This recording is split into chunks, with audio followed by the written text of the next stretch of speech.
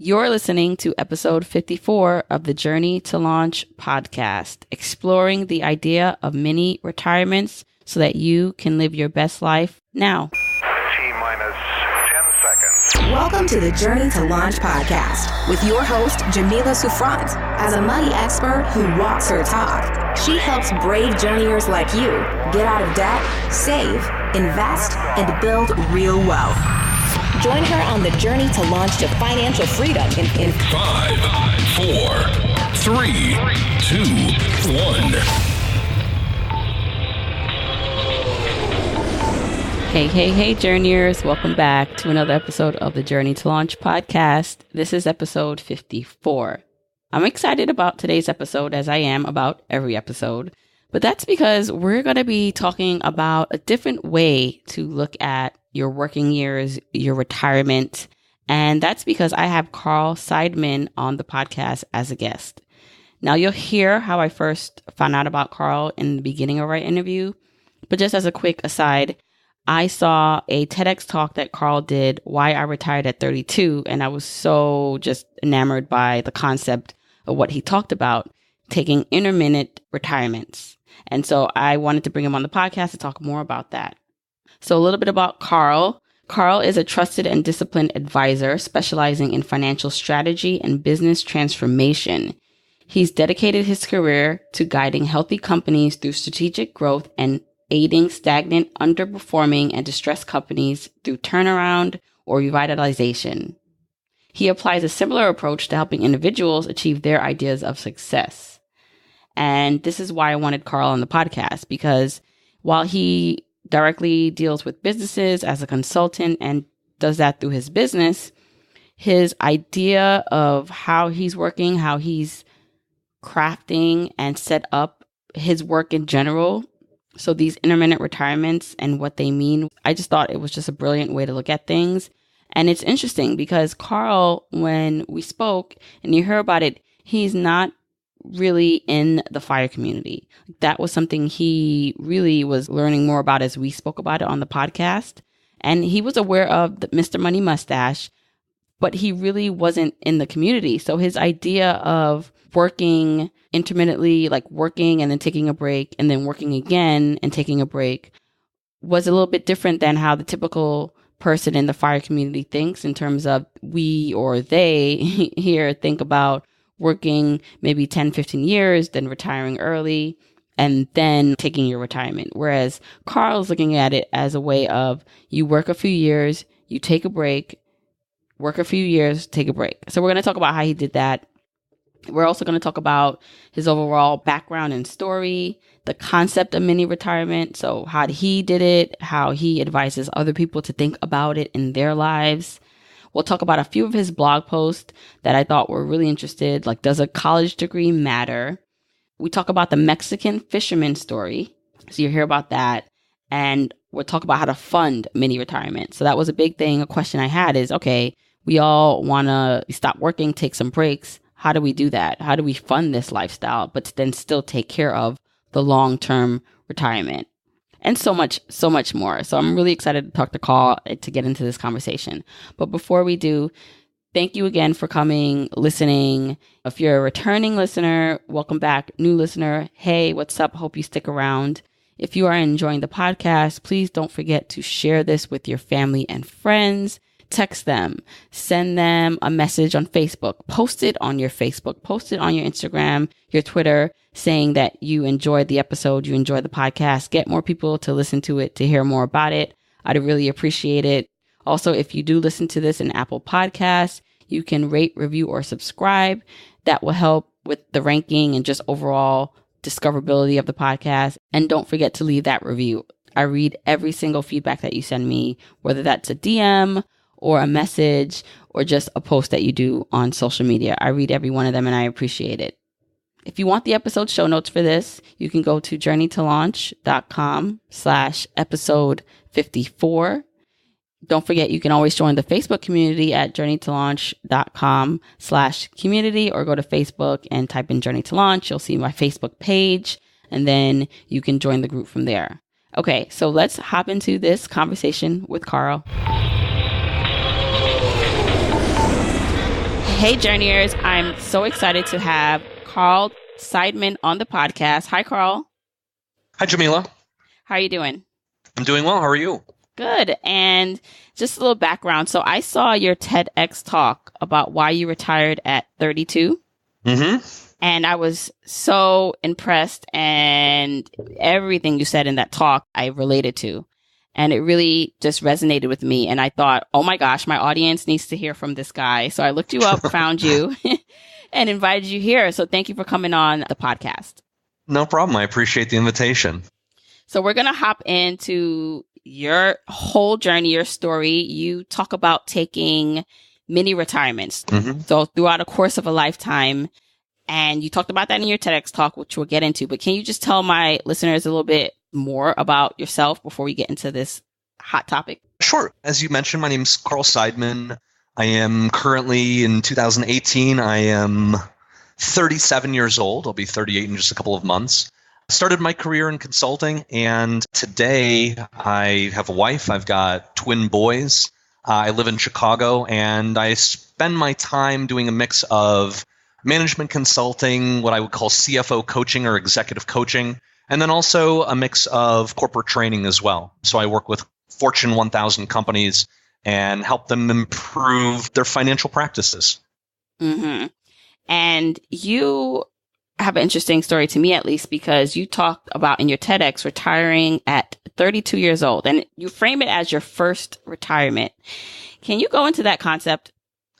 Sure. So the reason I called it my first retirement instead of the retirement is I feel like in a traditional sense, a lot of people have this perspective that retirement happens at the end of one's lifetime, maybe when they reach their early, mid, late 60s, maybe early 70s. And it's really kind of a permanent departure from the workforce. They have worked their entire lives. They've saved up enough money. Hopefully they have a pension or a 401k. And the objective is to get to this age where you have enough savings and investments to retire and last you throughout the rest of your life. Also, if you're lucky, maybe you're able to reach the end of your life and have some left over that you can pass on to your children or your grandchildren. Now, the reason that I called this my first retirement was while I still anticipate one day having that kind of ultimate retirement, I do believe that it's important to take kind of interim leaves of absence or kind of mini retirements throughout life to be able to, and as I had said in my TEDx talk, refresh, reinvent your life and your career and perhaps pivot in different ways. I think that the idea of identifying what you want to do for the rest of your life when you're 18 years old, I just don't think that it's realistic as much as it was maybe decades ago. When I speak with university students, they look at me and they say, maybe I know what I want to do for the next 3 or 5 years of my life, but for the next 30, I have no idea. So in order to enjoy your life and to refresh and revitalize and reinvent yourself, I think that this concept of interim retirements is very important. There's one other point that I wanted to raise, and this actually pertains to the unsustainability of the traditional retirement model. So a lot of people would say, oh, well, I'm going to retire when I'm, say, 65 or 70 years old, and I'm going to have enough savings and benefits to retire and have that last until I'm deceased. But the reality is that people are living a lot longer. So oftentimes people may seek to retire at 65 and retire for 20 or 30 years. The way that they've retired in the past is they've had savings, they've had investments, maybe they've had a pension, maybe a 401k, and Social Security. But as we probably all know, those of you listening to this podcast, is pensions are going away. Social Security is less sustainable. And so the reality of being able to have a 20 or 30-year retirement, it's just not a reality. And that's why I think that taking interim retirements is far more sustainable. Okay. How do you define your mini retirements? Is there a set amount of time, or is it that you take off that you devote to being quote unquote retired? And can you define more what retirement means to you through these breaks? Is it that you're not working or you are leisurely working on your own business? I think it really could be anything. I think that there are a lot of people in American society who have what I might call the typical 9-to-5 or W-2 job, where they're working for an employer, they're getting a paycheck every other week. They get maybe 2 to 4 weeks of vacation from that employer, and they're expected to really just take those vacations as the time off. Now, for me personally, something that I always wanted to do was I wanted to learn, I wanted to travel, I wanted to start my own business. And working in the evenings to make that happen outside of my job or taking long weekend vacations, it just wasn't really what I had envisioned. Also, if I wanted to go back to school or to retrain, I wouldn't be able to do so without quitting my job. And so I came up with this kind of first retirement philosophy of saying, well, if I wanted to recalibrate or travel or take classes or start a business, I would probably need, 3 months, 6 months, 12 months in order to do so. And that model just doesn't fit with most 9-to-5 or W-2 jobs. So to answer your question, what period of time does it cover? I think it really depends on the person and on the circumstances. I think it could be a couple of months. I think it could be a couple of years. But the idea to me is it's not indefinite. It's not I'm leaving the workforce because I have now enough savings and benefits to retire and never work again. It's really an interim leave to use it in a productive way. Mm-hmm. And before we press record on this, we were talking about the FIRE community, the financially independent retire early community. And you had said that for you, this was more of a newer concept, which I actually think is pretty interesting because part of what you talk about and the goal of the FIRE community is the same thing. It's freedom. It's freedom from working in a job that is not aligned with you, your goals, your life's mission per se, and finding a way to step away from that and do something different and not wait until your standard retirement age of 65 or older. So I find it interesting because in the FIRE community, more likely we're talking about working maybe 10 to 20 years to be able to retire early. But within that community, there are also people who do things differently. So, for example, there's something called FU money. It is what it sounds like. You're saving or you're investing enough to where you can step away from a situation that's not serving you. So for whatever amount of time that is that you've saved up, you're able to do that. So I'm wondering kind of your concept of the mini retirements in terms of you have to save, right? You have to save or create a lifestyle that can fund this kind of break. Sure. So is it similar to where you're working maybe a set period of time, you're saving up enough money for that break, and then you're coming back to make more money? Like, explain the financial part of it. Sure. I think there's some similarities, some parallels here, but I also think that it's quite different. In order to retire indefinitely at a young age, say 10 to 20 years in, there are two ways to do that. You either have an extraordinary amount of income coming in, or you minimize your expenses, because ultimately that's net income and rolled over year after year after year is savings. And so in order to accelerate that, it would either require that you make a ton of money in a very short amount of time, or live extremely frugally in order to make sure that your lifestyle is so simplistic and that you can accumulate enough money. For me, the significant difference is I don't think that it needs to be a rush or an aggressive move to make as much as you possibly can or save as much as possible in the shortest amount of time. I don't think that the money aspect is really the goal. My personal story, I did it after about 8 years. And I did not have a huge amount of abundance to say that, I can retire indefinitely. But I did have an abundance to say, well, you know what, I could probably take a year or two off if I wanted to do it. And in this time, I'm not going to kick back and do nothing. I'm actually going to use this time to travel, to reskill, to market, to expand my network so that when I return into the workforce, I can pick up either from where I left off or hit the ground running. So it was ultimately a decision to say, here is a hiatus or a gap in my work that I'm going to bridge. And the bridge starts from developing skills, developing experience, saving enough money, and getting my income up to a level that when I want to reach the other end of the bridge, I start back and I'm good to go. So I do think that that's kind of the big difference between my philosophy and perhaps the FIRE community's philosophy. It's almost like a gap year, maybe when someone graduates from college, right? Like you continually take these gap years to improve your skill set, to redefine what matters to you and your life mission. So then how does one, like someone listening to this podcast, right? They're interested. They're like, you know what? I kind of like Carl's way of things a little bit better, or it seems more doable for me. how do they then now plan to start thinking about taking this gap year? They're working in a job maybe they don't like or they're just not happy with. What do they do next in terms of thinking about this? Yeah, I actually get that question a fair amount when I meet with companies or individuals. They see my story. How can I do something like that? And to them, my response is often the same. I give everybody pretty much the same answer. When I started my career, I started off in consulting. And in consulting, it is kind of the fast track to learning as much about business and companies and different industries as you possibly could. I probably gained more experience in, I would say, 8 short years than many people would probably in 20 plus years being in traditional corporate environments. And what I explain to the people who ask me the questions, I say, if you can learn and if you can develop skills that are highly marketable and highly transferable, and at the same time develop your network, that will provide so much current and future value to you, you have no idea. So my personal story, when I left after 8 years, I did some traveling, I did some recalibrating and took some classes and started putting together the guts of my now business. But what I was able to do is I had a thick enough network at the end of that hiatus, and I had enough skills that they were extremely marketable upon my return. The challenge that I think a lot of people get themselves into is they say, I've worked in this environment, in this company for a long time, and I have this really specific set of skills, and it's really only applicable to this industry or to this company.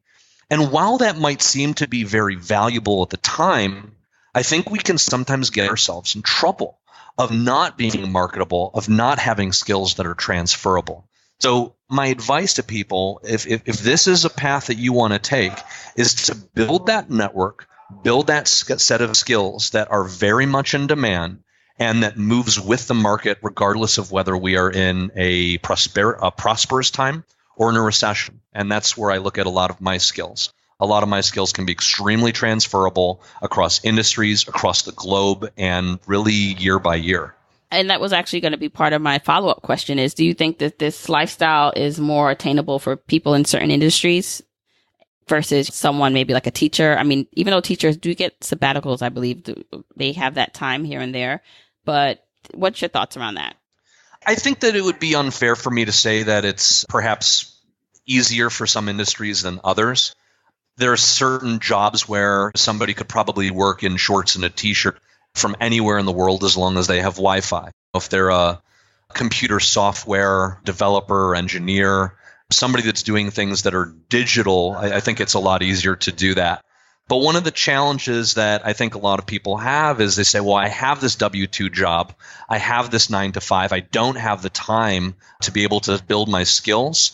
I do look at the time that people have in the evenings and on the weekends and during summer vacation as a perfect opportunity to read and connect and take online classes and volunteer and start laying the groundwork for the future life that you want to have. You don't have to be a 100% expert in what you're about to go into, but you do have to be good enough to at least be able to make the connections and do some productive work.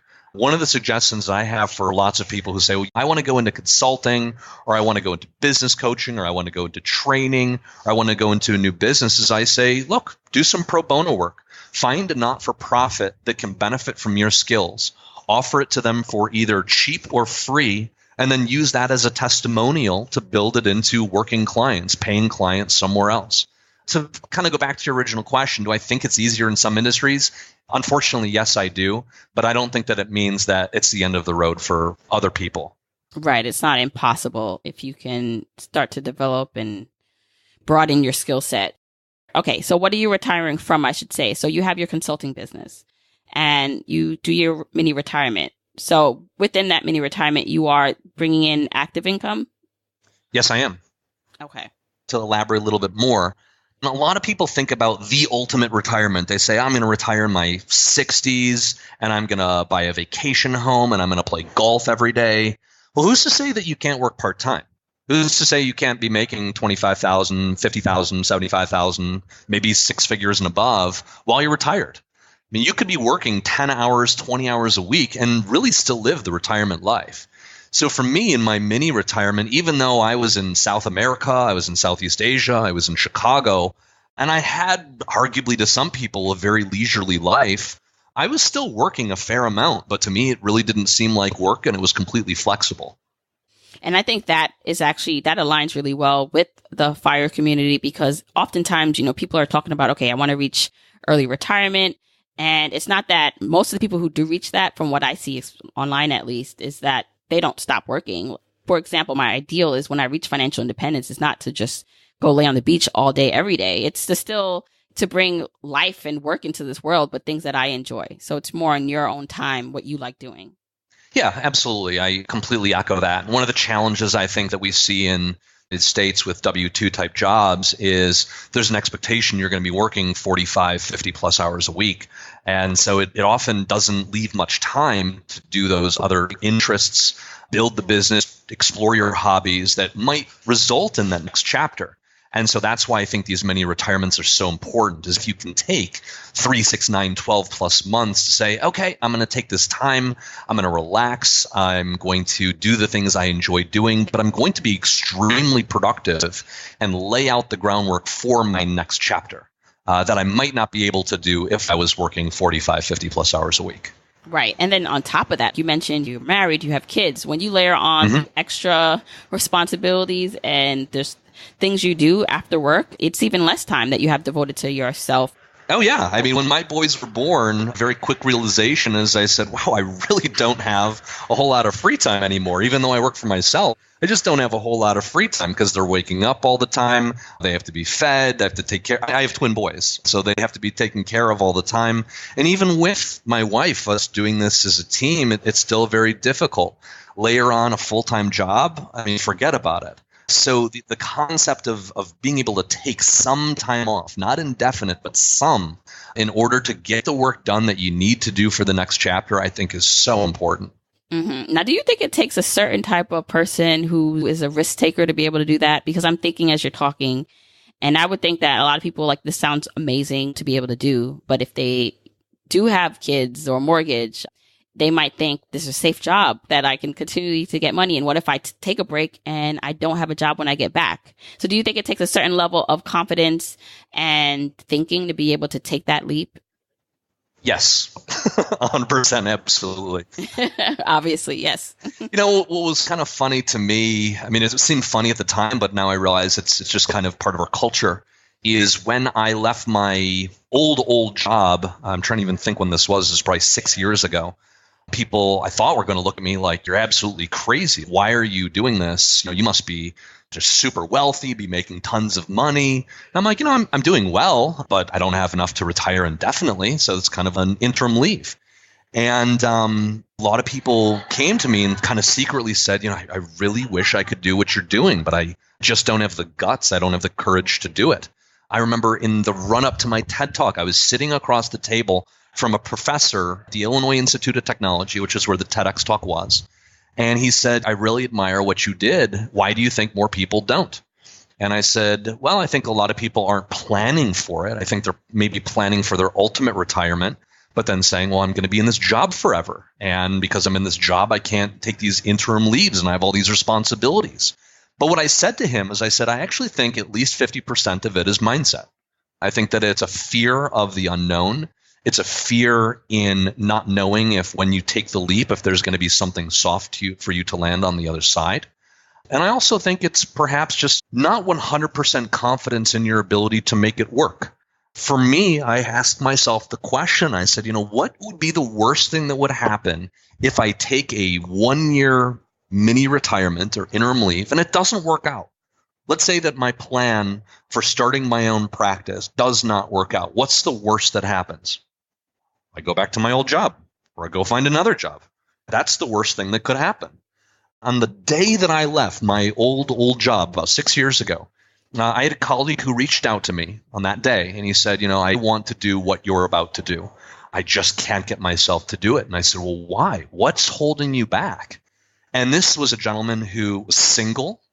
I don't even think that he had a mortgage. He was not married, no kids. So his financial responsibilities were so minimal. And I said, what's the downside of you taking this leap? And he says, I'm terrified of having the gap in my resume. And I said, the gap in your resume? Well, from my perspective, I said, well, who cares? You take a year off or 2 years off or 6 months off, and then you go back and you get another job. What's the most remarkable thing to me personally, when I go out and I'm with a new client or prospective client, what's interesting is we live in a world where we're very Googleable. And I sit down, and rather than have them say, Carl, can you tell me about work that you've done in the past? Oftentimes they'll say, Carl, we'll get to the work that you've done in the past and what I need, but I want to hear about this retirement that you took. I Googled you. I saw your TED Talk. I want to hear what you did. I want to hear about these stories. What did you learn?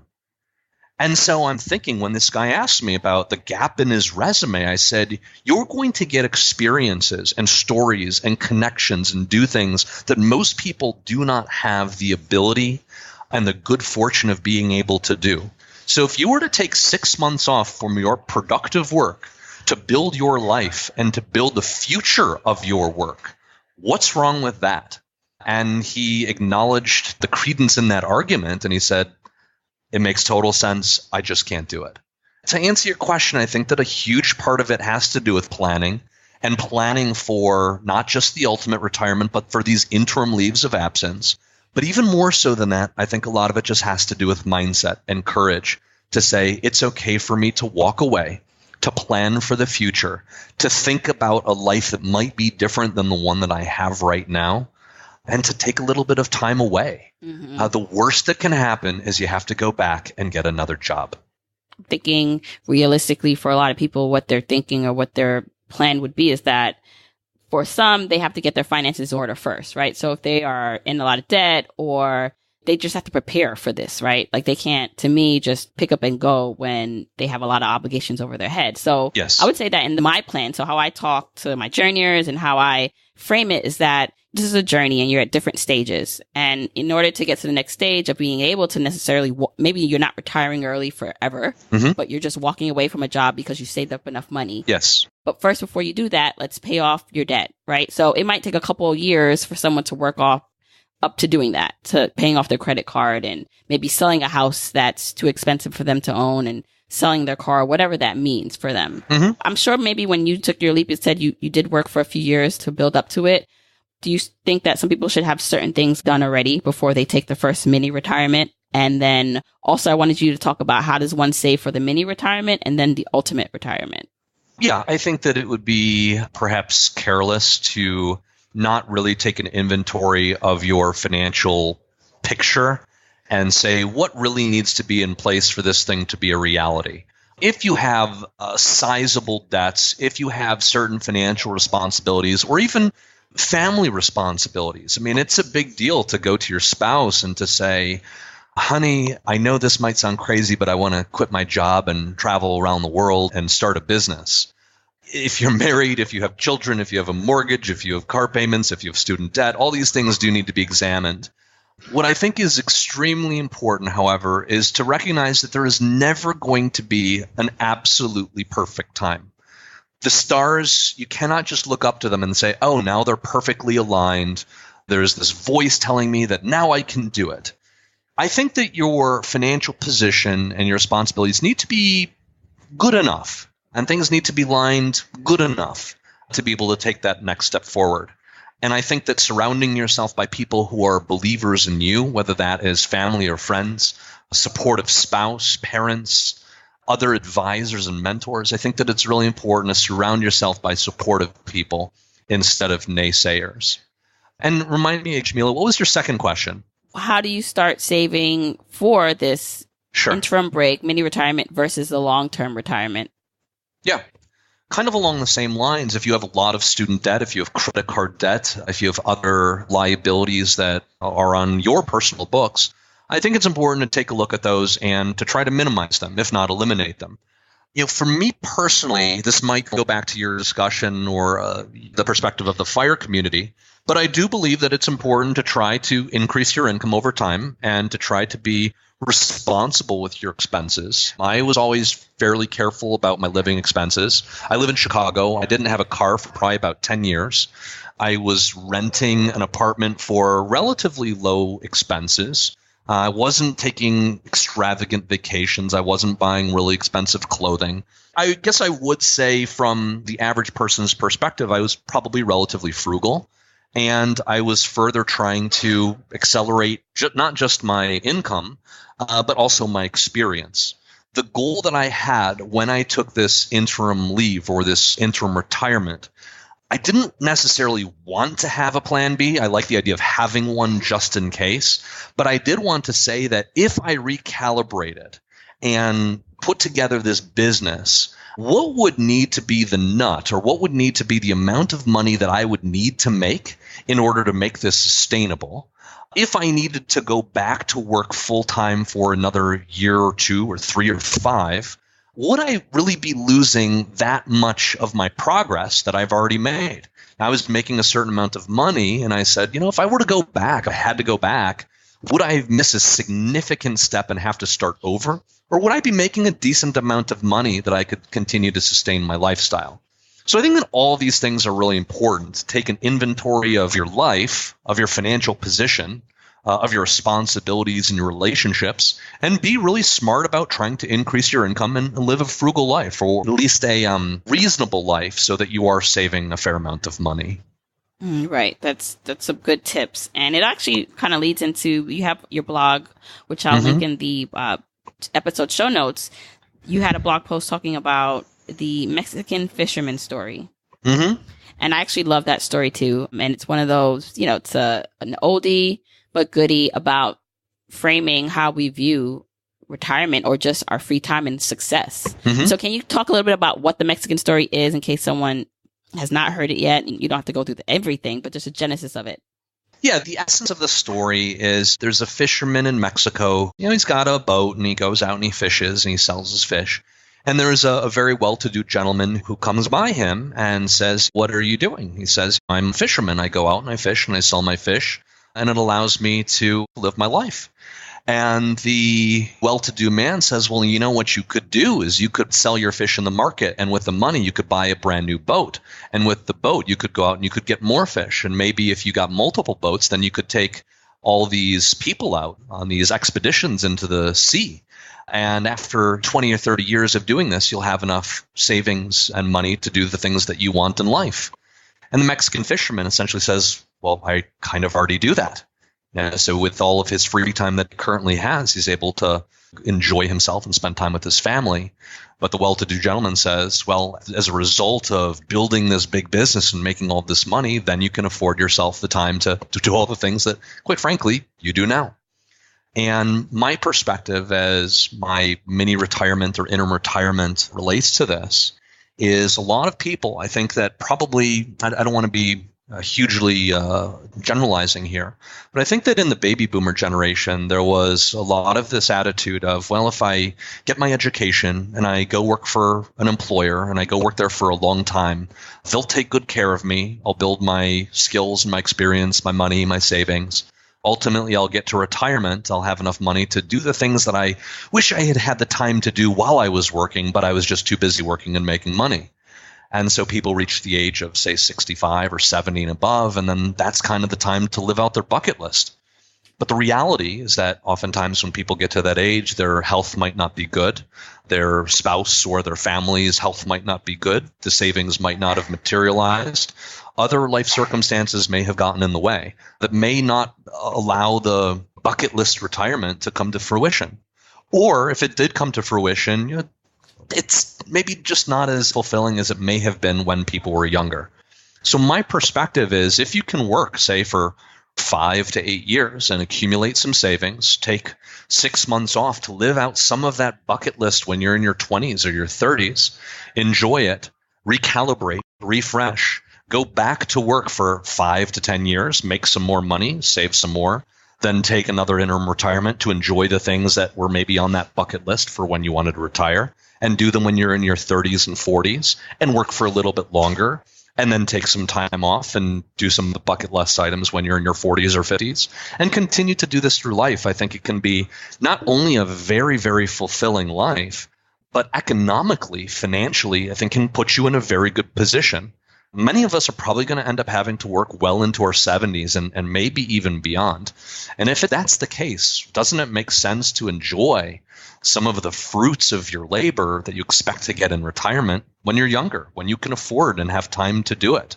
And if you're not going to have the savings to have a 20 or 30 year long retirement, say you're going to retire when you're 75, live to be 85, or retire when you're 80 and live to be 90, well, doesn't it make sense to take some of those lost years and sprinkle them throughout our lives now?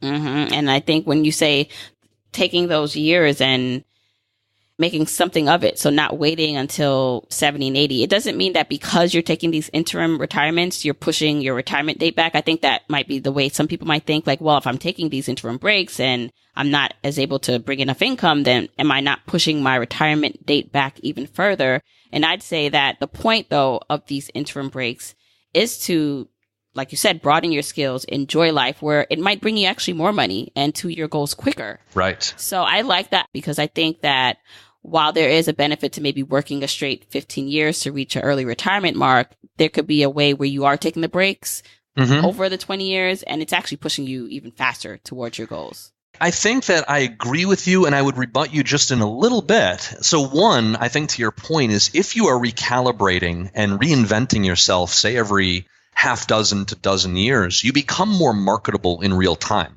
So you may have focused your career or studied something 20 years ago that you say, this skill set that I have right now, or this software package, or this industry that I've grown up in, it's really changing.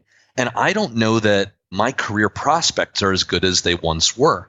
So if you take that interim retirement and you say, now I have the time to recalibrate and retrain, you're probably going to be more in demand, more valuable. You're going to be more directly tied into a market that needs you. And to your point, your retirement date won't get pushed back. But where I think I would rebut you for just a moment is recognizing that we are going to be living longer, recognizing that infectious disease largely is, a lot of it's going away. Heart disease and cancers and other chronic illnesses that plague our society now, I would speculate we're going to improve our healthcare and we're going to be living longer. Our knowledge about nutrition and lifestyle is going to improve. So I think collectively as a society, we're going to be living longer. If that's the case, I don't think that most people are going to be able to have a 30-year retirement the way that many of them do now. And so if they do have to work longer just because they can't sustain a 30-year retirement, doesn't that mean that you should live a much more fulfilling life personally and professionally earlier on and use that recalibration time for personal enjoyment, for professional development, and to position you for greater control over your future life? I definitely agree with that. And it almost begs to think about what's your enough point, because the fisherman in the story, he had an enough point. He didn't need to go past and beyond and create this empire that the businessman was thinking about to be happy. He knew that the simple things made him happy. So I would challenge anyone listening to think about really what it is that you're looking for, you're striving towards. Because one, you might have a lot of it today. And as you speak, you're not looking at it in that sense because you're thinking about the $1 million that you need to have and all these things. But what is it right now that you have simplistically that is making you happy? And then how can you then enjoy your journey? So like you're saying, not working a million years before you enjoy what you already have, but realize it now. And then think about ways in which you can just enjoy it a bit more. Yeah, and I would encourage people, I know that this is a new way of thinking for younger generations perhaps, and elder generations can certainly relate to it, even though it wasn't necessarily what they practiced. Recognizing the great things in life that you can enjoy and do fairly inexpensively. When you travel, you don't have to travel to a resort on a Caribbean island and spend $10,000 on that vacation. You can go to an inexpensive part of the world and stay with locals or stay in hostels or guest houses for very inexpensively. Part of my interim retirement when I travel, I was, again, as I mentioned, I went to South America and Southeast Asia. I think I was in both areas for about 6 months. And I think I maybe spent about $20,000 all in airfare, lodging, food, everything that I did over 6 months, which I don't think was very expensive, all things considered. I think if I had done the same thing in Chicago, it would have been more expensive. But for people who are looking to embark upon this kind of a philosophy, recognize what fulfillment you can get out of your life and out of your work that doesn't necessarily have to come from buying the things, that doesn't necessarily have to come from living in a super expensive house or condo or place. I sometimes say to people who are right out of college who want to move to Chicago or New York, I say, you know what, you can really build your career exceptionally well in those cities because there's a lot of job opportunities, there's great markets there. But don't be afraid to move to a part of the country that's a little bit less expensive for a short period of time in order to save your money, in order to make sure that your lifestyle is simple enough that you can accumulate a good amount of savings. I share with people that any decision that you make, I shouldn't say any, but most decisions that you make are not permanent.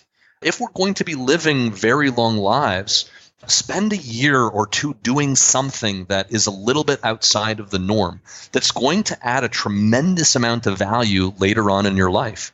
And on the flip side, if you're not going to live a long life, isn't that even more reason to do the things that you enjoy and give you a much more valuable living experience?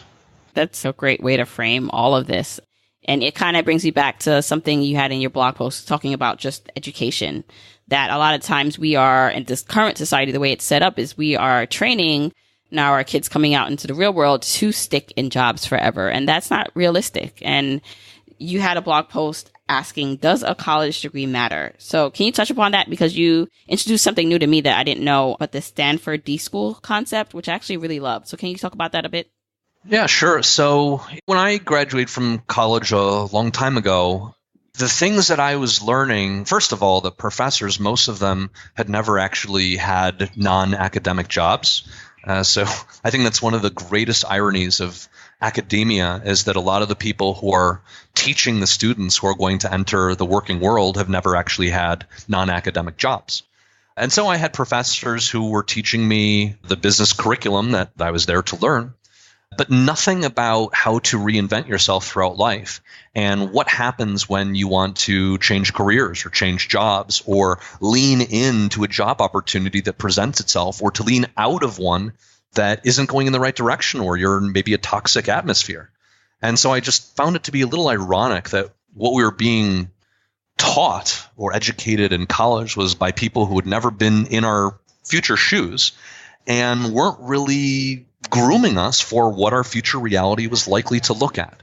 I also think it's a little bit crazy to expect somebody who's 18 years old, whether they leave grade school and enter the workforce or whether they choose to go on to secondary education. I think it's crazy for an 18-year-old to know at that point in his or her life what they want to do for the rest of their lives. I think that there's this huge amount of pressure that's put on 18-year-olds to say, okay, well, decide on what it is that you like to do, but also perhaps more importantly, what's going to get you a job. And this might be what you do for the next 40 years of your life. And when I speak to university students, they say, yeah, it's crazy. You get us. The professors don't. But I think that it's nuts to say we're going to spend all this money on tuition and all this time getting educated on something that, quite frankly, we're not sure about. What the Stanford study was, a number of years ago, Stanford students were asked, if you could reinvent the university curriculum and structure, how would you recreate it? I don't think that it actually got any traction, but I thought the ideas were fascinating. And what you're probably alluding to, Jamila, is that one of the suggestions they made was that instead of going to college for 4 years, maybe you go for 1 year and then you go to work for 5. And then after 5, you go back to college for your second year. And then you go work for a handful more years. And then you go back to school for your third year. And then you go back to work again. And then you come back and you go to school for your fourth year, your senior year. And by that time, you might be in your 40s by the time you complete college, but you're recalibrating every single step of the way. When I was in school, I got a 4-year undergraduate education. And I look back and I said, I got a great education. I really enjoyed many of these classes.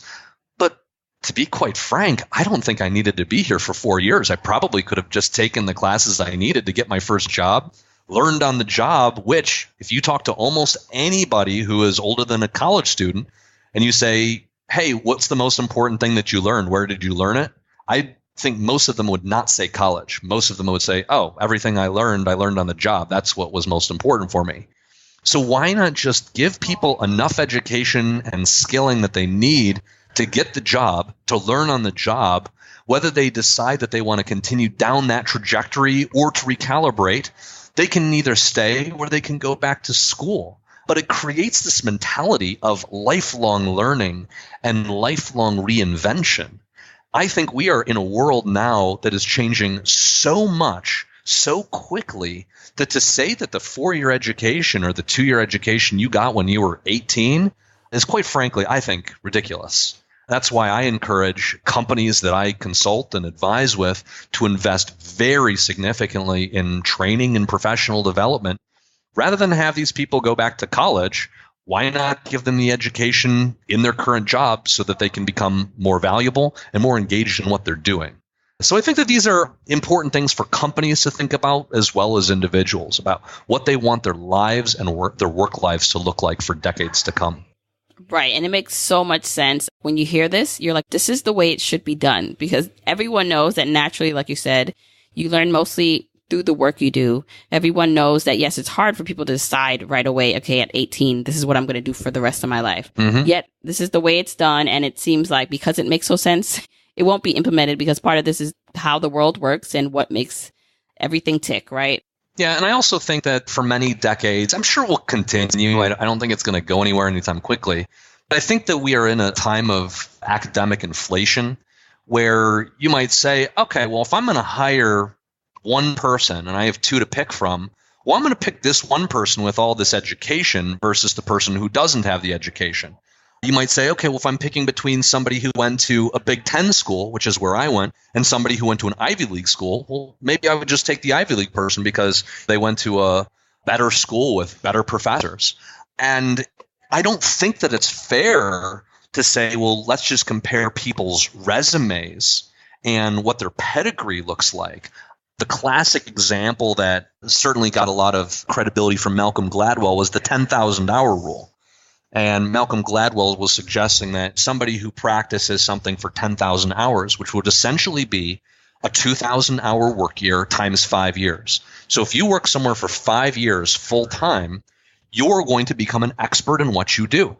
Well, wouldn't you prefer to have somebody who's an expert and has the experience doing what they're doing rather than somebody who has a highly credible education from a certain school or with a certain degree? I would certainly want to hire somebody who's got a great deal of experience, who's got a great character and ethics and ability to do what it is I need them to do, rather than say, oh, they've got all sorts of education. My hope is that as we proceed in our corporate world, people start to reward accomplishment and experience more than just simply academic credentials. Right. And then while the corporations and society catches up to that, it's up to the individual, I believe, and like you're saying, to do it themselves. So yes, maybe the world is not supporting this idea yet, but I think it's bubbling up from the bottom, where individually you're getting a lot of people who are bucking the system, who's disrupting what has been told to them and what they should do for the rest of their lives. You're doing it. I'm doing it. I'm teaching people how to do it. I'm sharing the concepts on my podcast, because this is a time where now you take your life into your own hands, right? You can't wait for society to figure out that it's an old way of doing things. Right, absolutely. And I think that it's up to every person to figure out what are the traditional credentials that perhaps you were once expected to get that you can work around. If you're expected to get an education from a certain place with a certain degree, have a certain amount of money that you're making, well, somebody's always going to be better or further ahead than you are. But what can you do to perhaps undermine that? Can you build your network? Can you build your skills? Can you build your experience?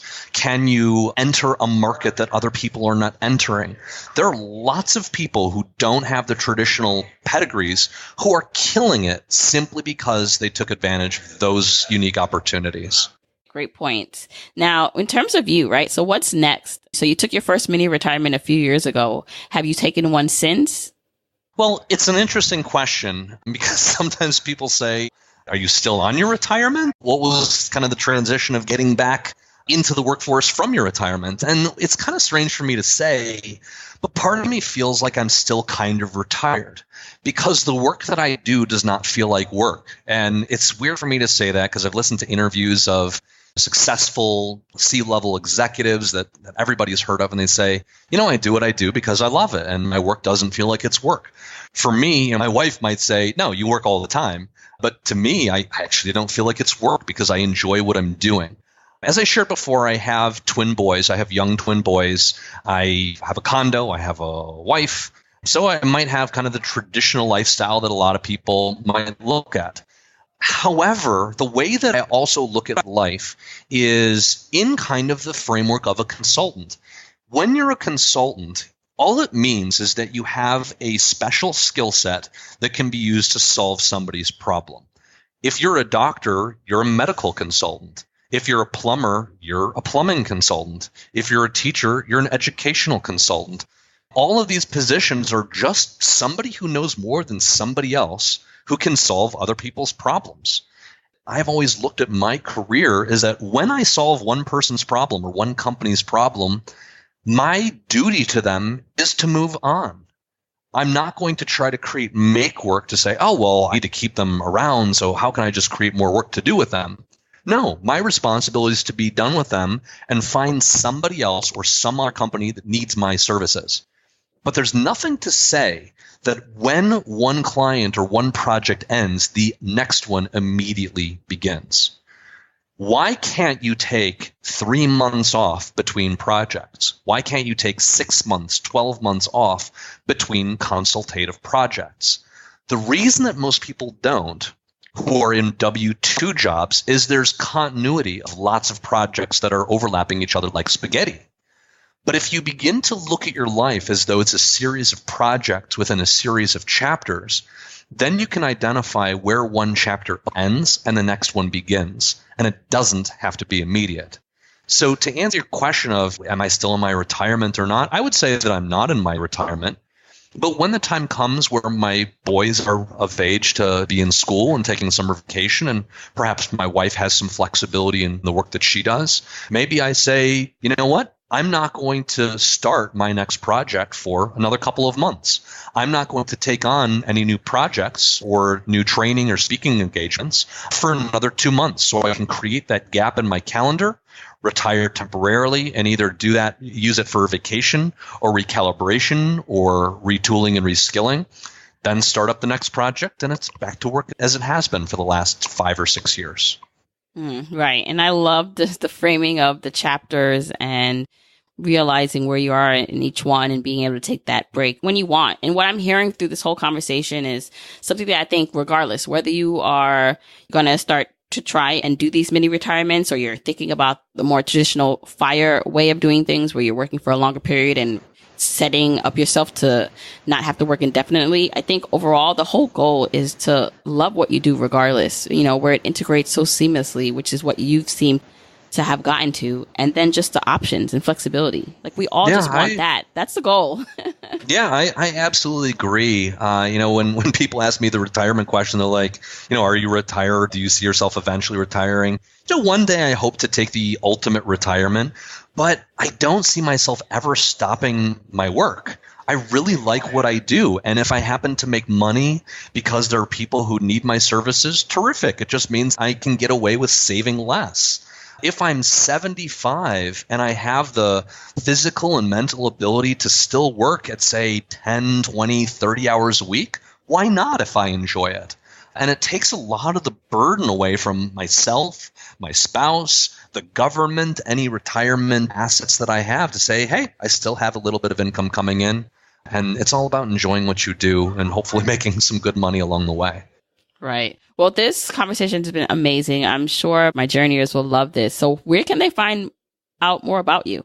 They can come to my website, which is carlseidman.com. I'm also fairly active on LinkedIn and Facebook if people want to connect with me there. I get outreaches all the time just from people who are curious from seeing my TEDx talk, which you can obviously find. It's called Why I Retired at 32. But I get people who are curious about how they can live perhaps a non-traditional, non-linear life. as well as companies and people at those companies who say want to kind of buck the traditional mold and get with this new time. It's the way that I live, but I think it's the way that our world should be going. So certainly check me out on my website, on social media. Take a look at my TEDx talk if you're interested, and reach out if you have any questions. I'm happy to be there for you. Right. And I'll be linking all of that in the episode show notes. So thanks so much once again, Carl. Thank you so much, Jamila. Okay, Journeyers, I hope you enjoyed that conversation with Carl. Again, if you want to check out him and just his work, you can go to carlseidman.com, and you can find more information about any of the blog posts that I specifically reference in the show notes at journeytolaunch.com/episode 54. And let me know what you thought of this. So do you think that mini retirements are possible? Do you think that's something you can now work into your career and your life? I really, really resonated with it because it kind of reminded me of the concept of the FU money strategy in the FIRE community, where you're working and you're saving enough to get a pile of money, like FU money. So it's bigger than your emergency fund. This is something where you can take a break if you wanted to for a extended amount of time. Depends how much money you can save to be able to cover your expenses, but it's not a permanent early retirement. It is, I'm taking a break. I'm going to try something new.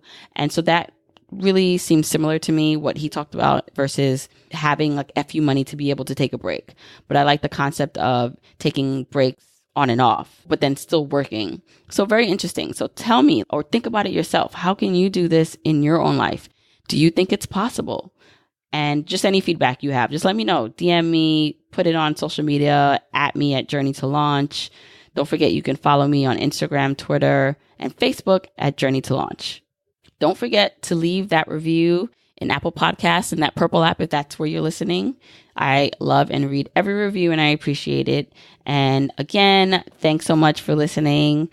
There's still time to nominate me for the 9th annual Plutus Award. So nominate Journey to Launch, the podcast, the blog, me as something to be nominated, to be acknowledged in this community. I'd appreciate it. So you can go to journeytolaunch.com/Plutus. That's PLUTUS. So journeytolaunch.com/Plutus to nominate me. It's funny because in my podcast last week, I said I had 3 categories I wanted you to nominate me for: Best FIRE blog or podcast, Podcast of the Year, and Community Builder. And I had someone in the Facebook group, D from the Facebook group, said, when I posted, hey, Kais, can you nominate me? I nominated you for 10 categories. So I was like, wow, maybe I was thinking a little small here to be only saying to nominate me in 3 categories. So you know what, Journeyers, when you go to journeytolaunch.com/Plutus, nominate me for any category you see fit. Hey, you just never know. So I will thank you in advance for doing that for me, and it really means a lot. Don't forget to tune in for next week's episode. That's the 1-year anniversary episode. Woohoo! So that's going to be exciting. Tune in for that next week. Talk to you next week, Journeyers.